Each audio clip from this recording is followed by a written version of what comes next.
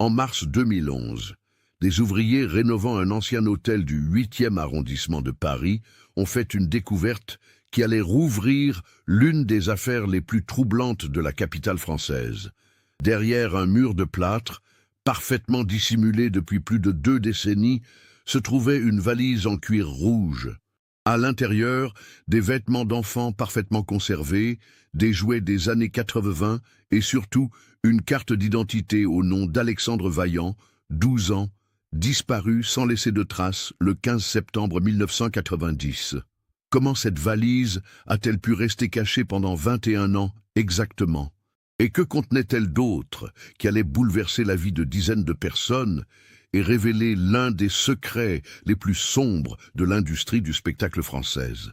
Avant de continuer avec cette histoire perturbante, si vous appréciez les cas mystérieux réels comme celui-ci, abonnez-vous à la chaîne et activez les notifications pour ne manquer aucun nouveau cas. Maintenant, découvrons comment tout a commencé. Pour comprendre l'ampleur de cette découverte, il faut remonter à la France de la fin des années 80. Paris vivait alors une époque dorée pour la télévision et le cinéma français. Les productions pour enfants connaissaient un essor remarquable, avec des émissions comme Récréa 2 et Club Dorothée qui faisaient rêver toute une génération. C'est dans ce contexte qu'Alexandre Vaillant était devenu, à seulement 10 ans, l'un des visages les plus reconnaissables du petit écran français. Alexandre était né le 3 mai 1978 à Boulogne-Billancourt, dans une famille de classe moyenne. Son père, Jean-Claude Vaillant, travaillait comme comptable dans une entreprise de textile du 15e arrondissement, tandis que sa mère, Marie Vaillant, était infirmière à l'hôpital Necker. Rien ne prédestinait ce petit garçon aux cheveux châtains et aux yeux verts à devenir une célébrité, si ce n'est un hasard du destin. En 1988, alors qu'Alexandre n'avait que 10 ans, sa mère l'avait accompagné à un casting pour une publicité de céréales. Le directeur de casting, séduit par le naturel et la spontanéité de l'enfant, l'avait immédiatement retenu. Cette première expérience avait ouvert les portes d'un monde que la famille Vaillant ne connaissait pas, celui du spectacle. Très rapidement, Alexandre avait décroché des rôles dans plusieurs films français. Il avait notamment joué le fils de Gérard Depardieu dans Les Enfants du Marais en 1988, puis avait tenu le rôle principal dans Mon petit frère, un film dramatique qui avait remporté un succès critique notable. Mais c'est surtout son rôle dans l'émission Les Mercredis d'Alexandre, sur Antenne 2, qui l'avait rendu véritablement populaire auprès du public français. Cette émission, diffusée tous les mercredis après-midi, mélangeait sketchs humoristiques, chansons et jeux interactifs avec de jeunes téléspectateurs. Alexandre y incarnait un personnage attachant, celui d'un enfant curieux qui découvrait le monde avec émerveillement. L'émission connaissait un succès phénoménal, avec plus de 2 millions de téléspectateurs chaque semaine. Cependant, derrière cette réussite apparente, la famille Vaillant commençait à ressentir une pression grandissante. Les horaires de tournage étaient éprouvants pour un enfant de son âge, et Alexandre montrait parfois des signes de fatigue. Marie Vaillant se souvient encore aujourd'hui des changements subtils qu'elle avait remarqués chez son fils durant l'été 1990. Il était devenu plus silencieux, moins spontané, confie-t-elle aujourd'hui, la voix encore brisée par l'émotion. Quand je lui demandais comment s'était passée sa journée de tournage, il répondait par des monosyllabes. Ce n'était plus le petit garçon bavard que j'avais connu. Les studios de télévision d'Antenne 2 se trouvaient alors rue Cognac-Jay, dans le 7e arrondissement de Paris. C'est dans ce bâtiment imposant, avec ses couloirs interminables et ses nombreuses salles de réunion, qu'Alexandre passait désormais la majorité de son temps. Les productions télévisuelles de l'époque fonctionnaient selon des codes bien établis, et les enfants acteurs évoluaient dans un environnement où les adultes détenaient tous les pouvoirs de décision. Le 15 septembre 1990 était un samedi. Alexandre avait terminé sa semaine de tournage le vendredi et devait se rendre au studio pour une séance de photos promotionnelles prévue à 14h.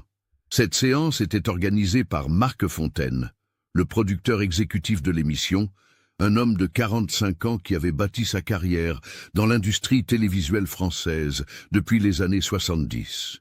Marie Vaillant avait accompagné son fils comme à son habitude. Elle se souvient parfaitement de cette journée car elle avait prévu d'emmener Alexandre chez le coiffeur juste après la séance photo. Il avait les cheveux qui lui tombaient sur les yeux et Marc Fontaine avait insisté pour qu'il soit impeccable pour les photos, raconte-t-elle. La séance photo s'était déroulée normalement dans le studio 3 du bâtiment. Vers 16h30, Marc Fontaine avait annoncé à Marie qu'ils avaient terminé plus tôt que prévu, mais qu'il souhaitait garder Alexandre encore 1 heure pour revoir avec lui le script de la prochaine émission. C'était habituel, explique Marie. Marc préparait souvent les enfants en leur expliquant leurs répliques à l'avance. Marie était donc partie faire quelques courses dans le quartier, laissant Alexandre sous la supervision de l'équipe de production. Elle devait revenir le chercher vers 18h05.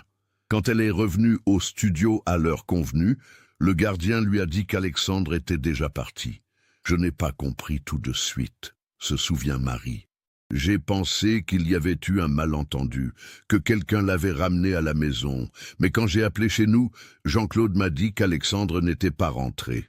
C'est à ce moment-là que la panique a commencé. » Marie est retournée dans les studios, mais la plupart des bureaux étaient déjà fermés. Elle a réussi à joindre Marc Fontaine chez lui vers 19h30.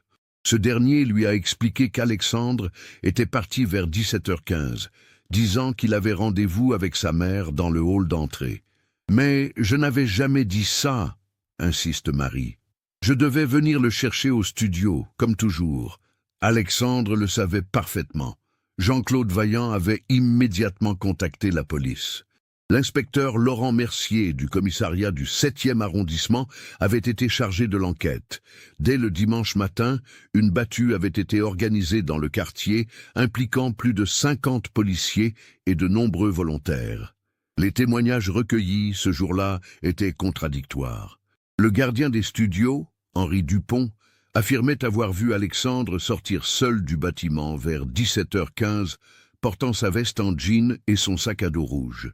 Mais une passante, Madame Leblanc, qui promenait son chien rue Cognac-Jay vers la même heure, certifiait avoir vu un enfant correspondant à la description d'Alexandre monter dans une Peugeot 505 blanche. Le problème, c'est que nous n'avons jamais pu identifier cette voiture, explique aujourd'hui Laurent Mercier, maintenant retraité. Nous avons vérifié tous les propriétaires de Peugeot 505 blanche dans un rayon de 50 km. Aucun lien avec Alexandre ou sa famille. L'enquête s'est rapidement orientée vers l'entourage professionnel d'Alexandre. Marc Fontaine avait été interrogé à plusieurs reprises, ainsi que tous les membres de l'équipe technique présents ce jour-là. Leurs alibis avaient été vérifiés et confirmés. Gérard Lemoine, le réalisateur de l'émission, se trouvait en déplacement à Cannes pour le MIPCOM, le marché international des programmes de télévision. Les jours suivants, l'affaire avait pris une dimension médiatique considérable. La photo d'Alexandre avait été diffusée dans tous les journaux télévisés et placardée dans tout Paris. Des centaines d'appels avaient afflué au commissariat, mais aucune piste sérieuse n'avait émergé. Ce qui nous a le plus marqué, c'est la disparition de sa valise, confie Laurent Mercier. Marie Vaillant nous avait dit qu'Alexandre avait emporté sa petite valise rouge le matin, celle qu'il utilisait pour transporter ses affaires de rechange et ses jouets. Cette valise n'a jamais été retrouvée avec lui. Les semaines qui ont suivi la disparition d'Alexandre ont transformé la vie des Vaillant en cauchemar permanent. Jean-Claude avait pris un congé sans solde pour se consacrer entièrement aux recherches, parcourant les rues de Paris avec des photos de son fils, interrogeant commerçants et passants. Marie, de son côté, avait maintenu un contact quotidien avec la police, appelant l'inspecteur Mercier plusieurs fois par jour pour savoir s'il y avait du nouveau. « J'avais l'impression que si j'arrêtais de chercher, même 1 minute, j'abandonnerais Alexandre », confie-t-elle. La maison familiale de Boulogne-Billancourt était devenue un point de ralliement pour journalistes et curieux. Les Vaillant avaient dû faire appel à des amis pour filtrer les appels téléphoniques, dont certains étaient des canulars cruels. Des gens appelaient en prétendant avoir vu Alexandre, parfois même en se faisant passer pour lui. raconte Jean-Claude, encore bouleversé par ses souvenirs. L'émission Les Mercredis d'Alexandre avait été suspendue dès la semaine suivant la disparition. Antenne 2 avait diffusé un communiqué exprimant son soutien à la famille et sa confiance dans le travail de la police. Marc Fontaine avait organisé une conférence de presse où il avait appelé toute personne ayant des informations à se manifester. Cependant, au fil des mois, l'attention médiatique s'était progressivement détournée de l'affaire. D'autres actualités avaient pris le relais, et le nom d'Alexandre Vaillant était peu à peu sorti des journaux. Pour ses parents, c'était un nouveau supplice. Voir leur fils tomber dans l'oubli. Le plus dur, c'était les anniversaires, se souvient Marie. Chaque 3 mai, je préparais un gâteau en me disant qu'Alexandre allait peut-être rentrer. Jean-Claude pensait que c'était malsain, mais je ne pouvais pas m'empêcher d'espérer. L'enquête officielle avait été maintenue active pendant 3 ans, jusqu'en 1993. Puis, faute de nouvelles pistes, elle avait été classée sans suite. Laurent Mercier avait été muté dans le 12e arrondissement, mais il avait conservé une copie complète du dossier chez lui. Cette affaire me hantait, avoue-t-il. Un enfant qui disparaît comme ça, sans laisser de traces, ça ne s'oublie pas. Au milieu des années 90, les Vaillant avaient tenté de reconstruire leur vie. Jean-Claude avait repris son travail, mais Marie avait démissionné de l'hôpital Necker. « Je ne supportais plus de voir des enfants tous les jours », explique-t-elle. Chaque enfant de l'âge d'Alexandre me rappelait ce que nous avions perdu. Le couple avait déménagé dans un appartement plus petit à Issy-les-Moulineaux en 1994. Ils avaient gardé la chambre d'Alexandre intacte jusqu'en 1988, date à laquelle Marie avait finalement accepté de la transformer en bureau. « J'avais besoin de me raccrocher à quelque chose », dit-elle. « L'association que j'ai créée m'a sauvé la vie. » Cette association, Familles Unies, aidait les parents d'enfants disparus à naviguer dans les méandres administratifs et judiciaires. Marie y consacrait tout son temps, trouvant dans cette activité un moyen de donner un sens à sa souffrance. Si je ne pouvais pas retrouver Alexandre, au moins je pouvais aider d'autres familles, explique-t-elle. Jean-Claude, lui, avait développé une routine différente. Chaque samedi, il retournait dans le 7e arrondissement, refaisant le trajet qu'Alexandre avait emprunté le jour de sa disparition. C'était ma façon de rester connecté à lui, dit-il. J'espérais toujours découvrir quelque chose que la police avait manqué. L'industrie du spectacle, de son côté, avait continué sa route. Marc Fontaine avait poursuivi sa carrière, produisant d'autres émissions pour enfants. Gérard Lemoine était devenu un réalisateur reconnu, travaillant sur des projets plus ambitieux. Mais selon plusieurs témoignages, le nom d'Alexandre Vaillant était devenu tabou dans leur entourage professionnel. En février 2011, Madame Durand, propriétaire de l'hôtel Bellevue, situé avenue Marceau, avait décidé de rénover entièrement son établissement. Cet hôtel, construit dans les années 1920, n'avait pas subi de rénovation majeure depuis les années 70. Les travaux, dirigés par l'entreprise de bâtiments Lemercier en Fils, devaient moderniser complètement l'infrastructure. L'hôtel Bellevue occupait une position stratégique près des Champs-Élysées, dans un quartier prisé par les touristes et les hommes d'affaires. Madame Durand, qui avait hérité de l'établissement de ses parents en 1985, avait longtemps reporté ses travaux pour des raisons financières, mais la concurrence croissante l'avait finalement convaincu d'investir dans cette rénovation. Le 15 mars 2011, l'équipe d'ouvriers dirigée par Patrick Lemercier s'attaquait à la rénovation du 4e étage.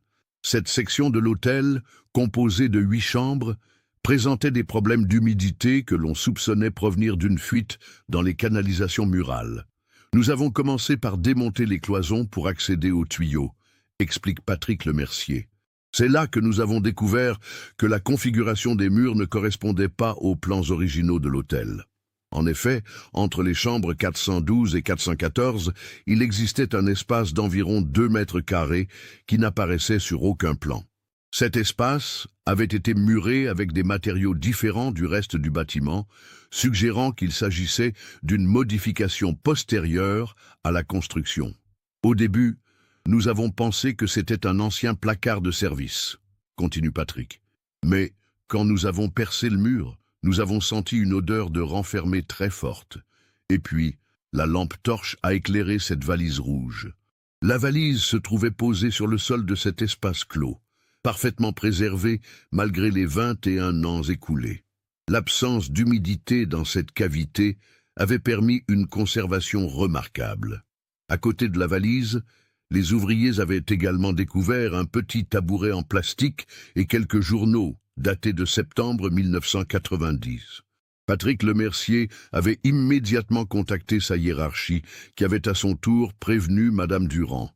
Cette dernière, intriguée par la découverte, avait décidé d'ouvrir la valise en présence de ses employés. Quand nous avons vu les vêtements d'enfants, et surtout cette carte d'identité, nous avons compris que nous devions appeler la police, raconte-t-elle. L'appel au commissariat du 8e arrondissement avait été passé à 16h30. L'inspecteur Sophie Blanchard, nouvellement arrivée dans le service, avait été dépêchée sur place avec son équipe technique. « Je me souviens parfaitement de cette journée, dit-elle. C'était ma première grosse affaire depuis ma mutation de Lyon. L'examen préliminaire de la valise avait révélé son contenu extraordinaire. Outre les vêtements d'Alexandre, un pull rouge, un pantalon en velours côtelé, des sous-vêtements et des chaussettes, elle contenait plusieurs objets personnels. Un carnet de notes, une Game Boy avec 2 cartouches, des photos de famille et surtout une enveloppe Kraft contenant des documents que personne n'attendait. Dès que j'ai vu le nom sur la carte d'identité, j'ai su que cette affaire allait prendre une ampleur particulière, confie Sophie Blanchard. Alexandre Vaillant était un nom que tous les policiers parisiens connaissaient. Sa disparition avait marqué toute une génération d'enquêteurs. Le soir même, Sophie Blanchard avait contacté Laurent Mercier, désormais retraité mais toujours présent dans l'annuaire de la police. Il a accepté de me rencontrer le lendemain pour me transmettre toutes ses notes, dit-elle. Son aide a été précieuse pour comprendre le contexte de l'époque. La découverte de la valise avait été tenue secrète pendant les premiers jours de l'enquête. Sophie Blanchard voulait d'abord analyser tous les éléments avant de contacter les parents d'Alexandre. « J'avais peur de leur donner de faux espoirs », explique-t-elle. « Après tant d'années, je voulais être sûre d'avoir quelque chose de solide à leur apporter. » L'analyse des vêtements avait confirmé qu'ils appartenaient bien à Alexandre. Marie Vaillant avait formellement identifié le pull rouge qu'elle avait tricoté elle-même pour son fils. Mais c'est l'examen des documents contenus dans l'enveloppe Kraft qui avait véritablement stupéfié les enquêteurs. Le carnet de notes d'Alexandre, écrit de sa main enfantine, contenait des annotations troublantes. On y trouvait des noms d'adultes accompagnés de commentaires cryptiques. Monsieur F. On toujours des câlins bizarres. GL me regarde bizarrement sous la douche. L'homme au costume gris. Photo dans son bureau. Plus troublante encore, le carnet contenait des dates et des lieux précis. Jeudi 6 septembre, réunion bureau, Monsieur F. Il m'a montré des photos d'autres enfants.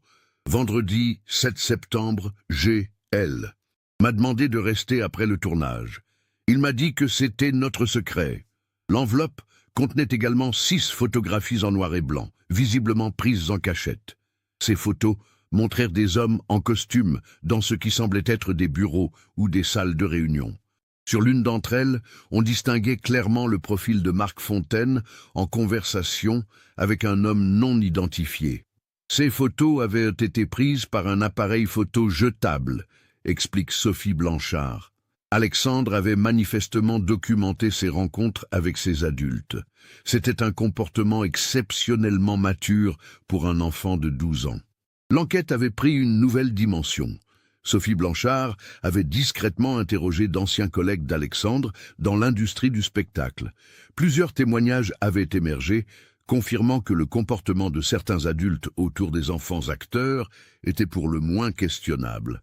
Sylvie Moreau, ancienne script de l'émission Les Mercredis d'Alexandre, avait accepté de témoigner sous condition d'anonymat. Il y avait une ambiance malsaine autour des enfants, avait-elle confié. Marc Fontaine organisait souvent des réunions privées avec eux. Il disait que c'était pour les préparer psychologiquement à leur rôle. Un autre témoignage était venu d'un ancien technicien son, Robert Saunier, qui avait travaillé sur plusieurs productions impliquant des enfants. Gérard Lemoine avait des habitudes étranges, avait-il révélé. Il insistait toujours pour être présent quand les enfants se changeaient, soi-disant pour vérifier leur costume. Ces révélations avaient poussé Sophie Blanchard à examiner d'autres cas d'enfants acteurs de l'époque. Elle avait découvert que 3 autres enfants ayant travaillé avec Marc Fontaine et Gérard Lemoine avaient présenté des troubles comportementaux dans les mois suivant leur collaboration. L'un d'eux, maintenant adulte, avait accepté de témoigner. Je n'ai jamais parlé de ce qui s'était passé, mais quand j'ai appris pour Alexandre, j'ai compris que je devais le faire. Ces hommes profitaient de notre jeunesse et de notre naïveté. Le 25 mars 2011, Sophie Blanchard avait finalement contacté Marie et Jean-Claude Vaillant.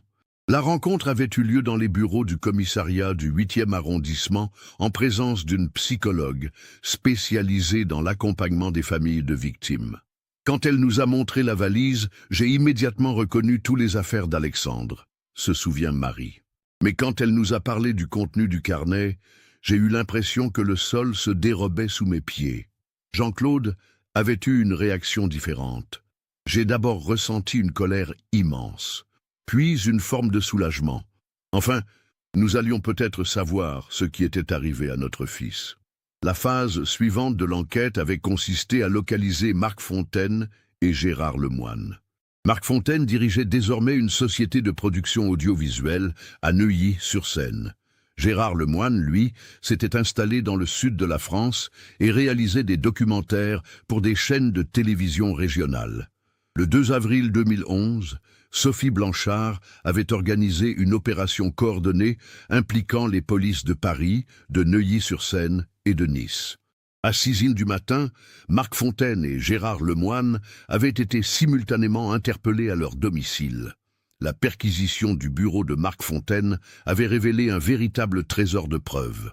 Dans un coffre-fort dissimulé derrière une bibliothèque, les enquêteurs avaient découvert des centaines de photographies d'enfants en situation compromettante, des lettres manuscrites décrivant des rencontres spéciales avec de jeunes acteurs et surtout un agenda détaillé couvrant la période 1985-1992. Cet agenda était un véritable journal de bord de ses activités criminelles, explique Sophie Blanchard. Il y notait méticuleusement ses rendez-vous avec des enfants, utilisant un code simple mais efficace. L'entrée du 15 septembre 1990 était particulièrement révélatrice. AV 17h. Conversation importante, solution définitive si nécessaire. Cette note était suivie d'un numéro de téléphone et d'une adresse dans le 16e arrondissement. Confronté à ces preuves, Marc Fontaine avait d'abord nié en bloc, mais quand Sophie Blanchard lui avait présenté les photos du carnet d'Alexandre, il avait fini par craquer.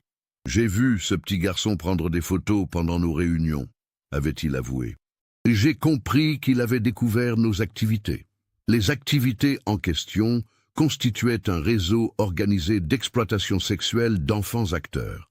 Marc Fontaine et Gérard Lemoine, avec la complicité de plusieurs autres adultes de l'industrie du spectacle, avaient mis en place un système permettant d'identifier et d'exploiter les enfants les plus vulnérables.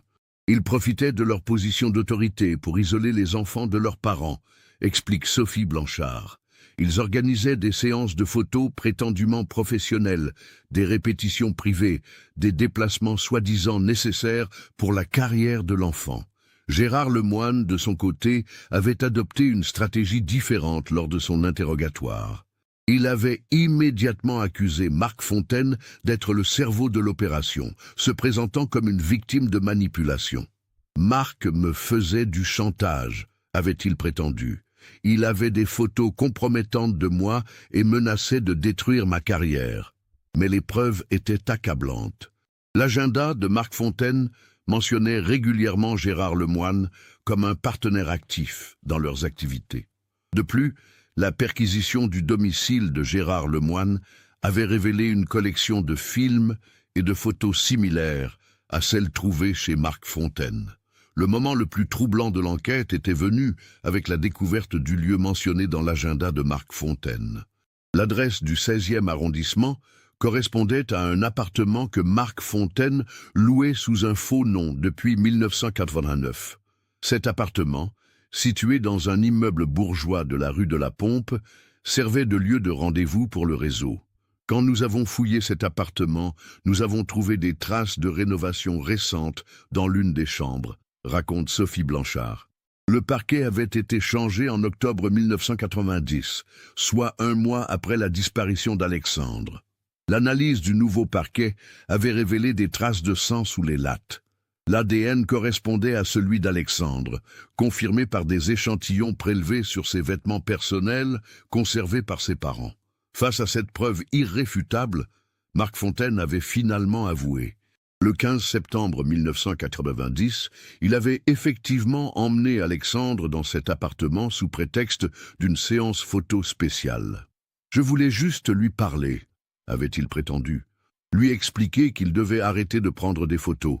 Mais Alexandre avait refusé. Pire, il avait menacé de tout raconter à ses parents et à la police. Il m'a dit qu'il avait déjà caché des preuves en sécurité, avait avoué Marc Fontaine. Il était plus malin que je ne le pensais. La suite des événements, selon les aveux de Marc Fontaine, avait basculé dans l'horreur.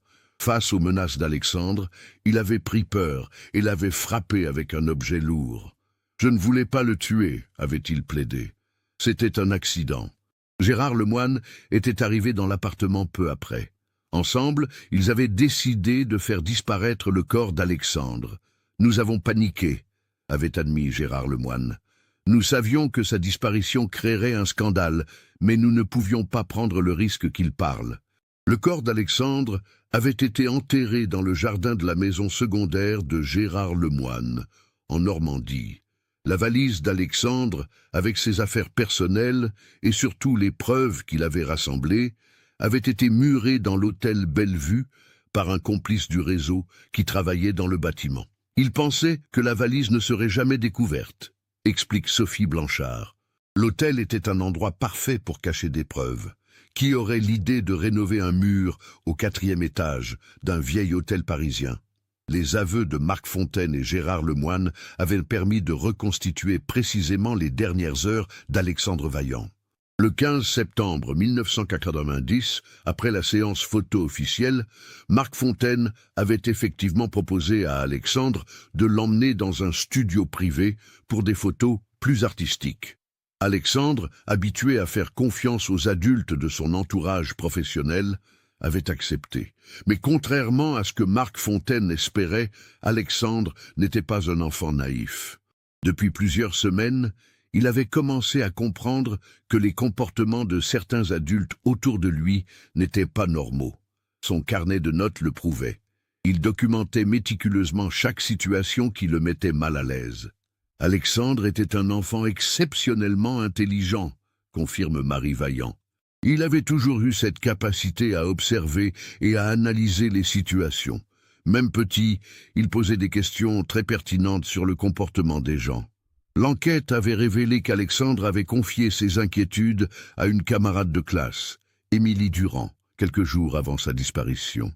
Il m'avait dit que des adultes à la télévision lui demandaient de faire des choses bizarres, témoigne aujourd'hui Émilie, devenue institutrice. Il m'avait montré son carnet et dit qu'il allait tout raconter à ses parents après les vacances. Cette révélation avait bouleversé Marie et Jean-Claude Vaillant. Nous nous sommes rendus compte qu'Alexandre essayait de nous protéger, explique Jean-Claude. Il ne voulait pas nous inquiéter avec ses soupçons. Il préférait d'abord rassembler des preuves concrètes. L'appartement de la rue de la Pompe avait livré d'autres secrets troublants. Outre les traces du crime, les enquêteurs avaient découvert un système d'enregistrement sophistiqué dissimulé dans les murs. Marc Fontaine filmait secrètement ses séances avec les enfants, constituant ainsi une archive de ces crimes qui servait également de moyen de chantage. Cette découverte nous a permis d'identifier d'autres victimes, explique Sophie Blanchard. Nous avons trouvé des enregistrements impliquant au moins 12 enfants différents sur une période de 5 ans. Le réseau était plus étendu qu'initialement supposé. Les investigations avaient révélé l'implication de 6 autres adultes, 2 autres producteurs, un directeur de casting, un photographe professionnel, un chauffeur qui transportait les enfants et un propriétaire d'hôtel qui mettait des chambres à disposition. La reconstitution des événements du 15 septembre 1990 avait été particulièrement éprouvante pour tous les participants. Dans l'appartement de la rue de la Pompe, Marc Fontaine avait détaillé ses derniers moments avec Alexandre. Quand Alexandre a compris où nous étions vraiment, il a changé d'attitude, avait raconté Marc Fontaine. Il m'a dit qu'il avait caché sa valise avec toutes ses preuves dans un endroit sûr, et que si quelque chose lui arrivait, ses parents la trouveraient. Cette déclaration d'Alexandre avait terrifié Marc Fontaine. Il réalisait que l'enfant avait non seulement documenté ses activités, mais qu'il avait également pris des précautions pour se protéger. Il m'a regardé droit dans les yeux et m'a dit « Je sais ce que vous faites aux enfants, et maintenant tout le monde va le savoir », avait avoué Marc Fontaine. C'est à ce moment-là que la situation avait dégénéré.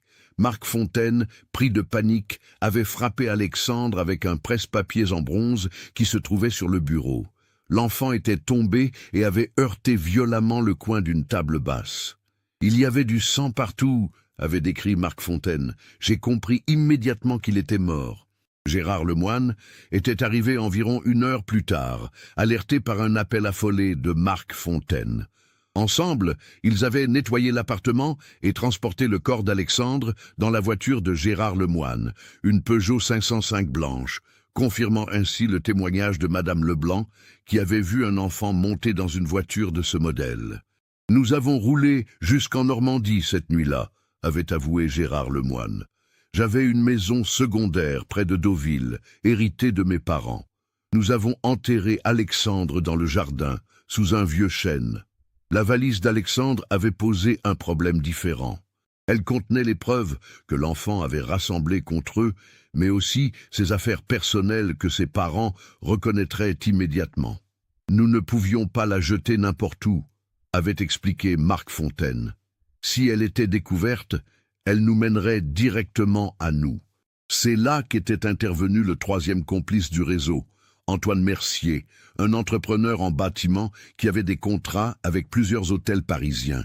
Antoine avait accès à l'hôtel Bellevue dans le cadre de travaux de maintenance réguliers. Il a profité d'une intervention pour créer ce faux mur, avait expliqué Sophie Blanchard. C'était un travail professionnel parfaitement invisible. Antoine Mercier avait été arrêté le 8 avril 2011, après les aveux de Marc Fontaine.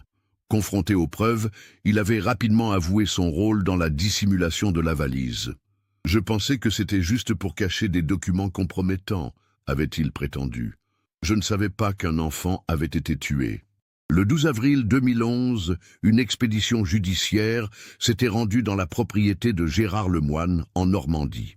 Guidés par ces indications précises, les enquêteurs avaient localisé la sépulture d'Alexandre sous le chêne centenaire, exactement comme il l'avait décrit.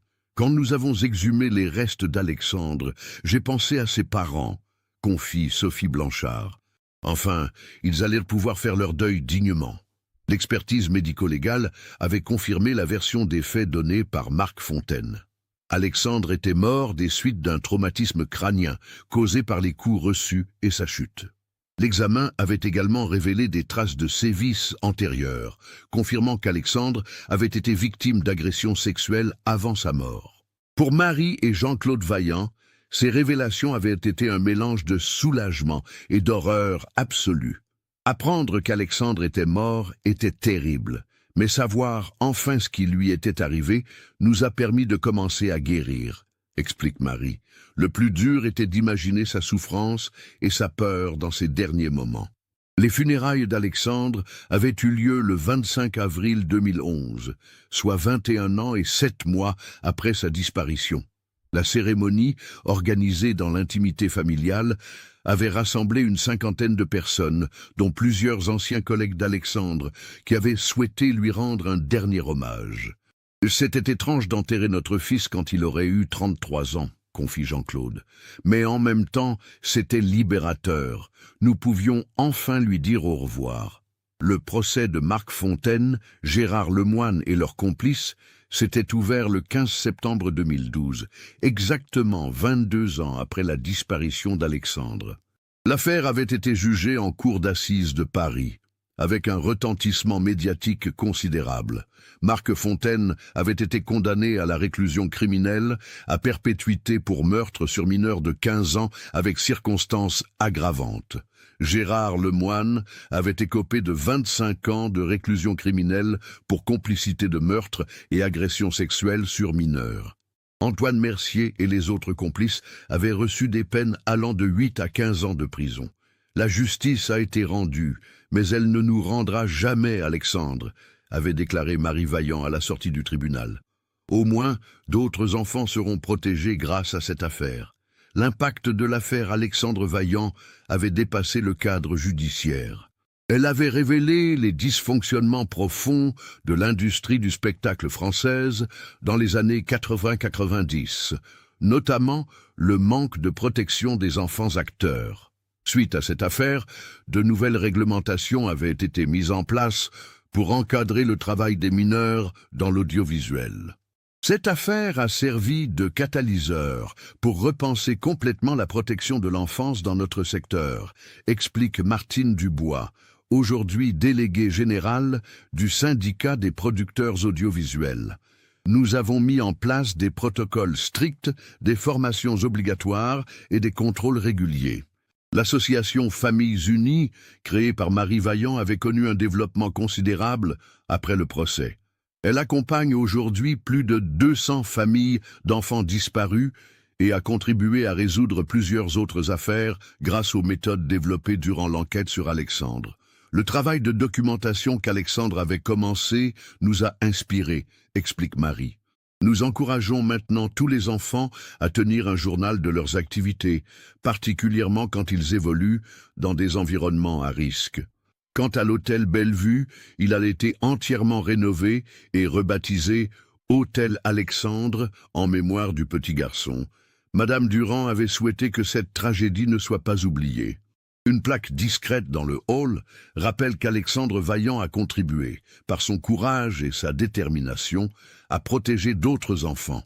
Alexandre était un petit garçon exceptionnel, conclut Sophie Blanchard. À 12 ans, il avait compris qu'il devait rassembler des preuves pour se protéger et protéger les autres. Son intelligence et sa maturité ont permis de démanteler un réseau criminel qui aurait pu continuer à faire des victimes pendant des années. Aujourd'hui, Marie et Jean-Claude Vaillant vivent toujours à Issy-les-Moulineaux. Ils ont transformé leur douleur en force au service des autres familles. Chaque 15 septembre, date de la disparition d'Alexandre, ils organisent une journée de sensibilisation à la protection de l'enfance. Alexandre nous a quittés en essayant de faire le bien, dit Marie. C'est comme ça que nous voulons nous souvenir de lui. Non pas comme une victime, mais comme un petit héros qui a révélé la vérité. L'affaire Alexandre Vaillant restera dans les annales judiciaires françaises comme l'une des enquêtes les plus complexes et les plus émouvantes de ces dernières décennies.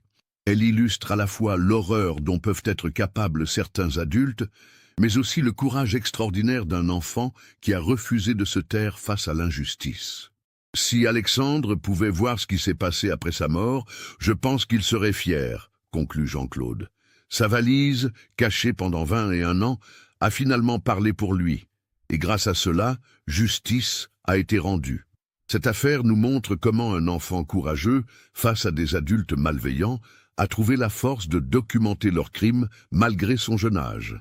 La découverte de sa valise, 21 ans plus tard, prouve que la vérité finit toujours par éclater, même quand tout semble perdu. Qu'est-ce que vous pensez de cette histoire ? Avez-vous remarqué les signes qu'Alexandre laissait transparaître de sa détresse? Partagez vos réflexions dans les commentaires. Si vous avez apprécié cette enquête approfondie, n'oubliez pas de vous abonner à la chaîne et d'activer les notifications. Laissez votre like si cette histoire vous a marqué et partagez-la avec quelqu'un qui s'intéresse aussi à ce type d'affaires.